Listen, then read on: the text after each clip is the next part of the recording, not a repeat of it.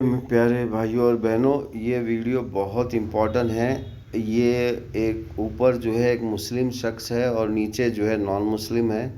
और ये मुस्लिम शख्स जो है ये मजाक उड़ा रहा है सनातन धर्म की बातों का, यानी कि उन बातों का मजाक उड़ा रहा है जो पुजारी ने बांधा है, यानी कि पुजारी ने घुटा है।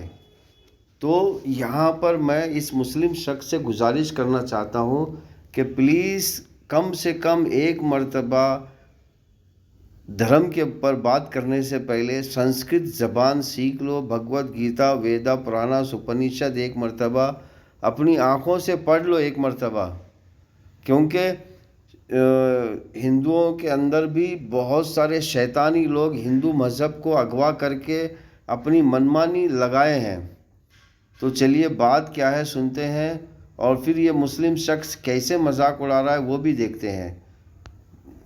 ये वीडियो देखे हुए आइए आज एक वीडियो देख लेते हैं, शायद कुछ सीखने का ही मिल जाए।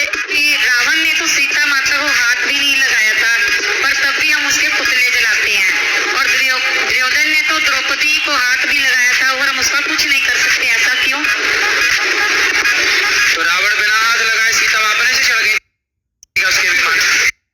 देखिए ये पुजारी भी सीता माँ का मजाक उड़ा रहा है, महाभारत को गलत नज़रिए से पेश कर रहा है, रामायण को भी गलत नज़रिए से पेश कर रहा है। देखिए स्टोरी को शॉर्ट में समझाने के लिए एक राष्ट्र को सीता माँ से मंसूब किया गया है, यानी कि एक राष्ट्र जो है माँ की तरह होती है, उसे हमें बच्चों की तरह रक्षा करना चाहिए। जैसा हम इंसानों में माँ की रक्षा करते हैं वैसे ही हमारे राष्ट्र की रक्षा करना चाहिए। ये उसके अंदर एक सीख है। रावण ने सीता का हरण नहीं किया है, रावण ने बल्कि ये पूरे राज्य का उसने हरण किया था। इसी तरह धृतराष्ट्र उसका नाम नहीं है, देखिए धृतराष्ट्र है, यानी कि राष्ट्र को एक्सप्लॉइट करने वाला। और द्रौपदी एक राष्ट्र के समान है, यानी कि राष्ट्र की रक्षा करना चाहिए, यानी कि सभी भाइयों को मिलकर राष्ट्र की रक्षा करना चाहिए। ये उसका जो है मूल अंक है। लेकिन इसको समझाने के लिए कुछ लोगों ने गलत अल्फाजों का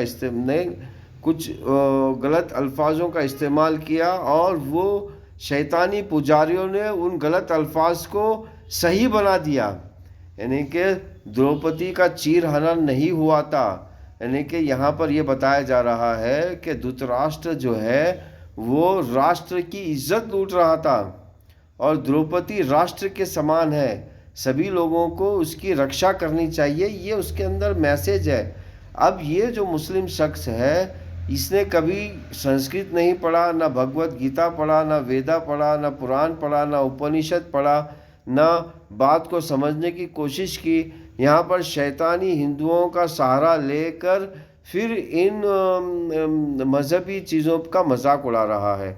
अब यहाँ पे क्या होता है कि हिंदू जो पहले ही से शैतान है वो इस मुस्लिम शख्स का मजाक उड़ाने को लेकर दो कौमों की नफरत वाली बुनियाद डाल देते हैं।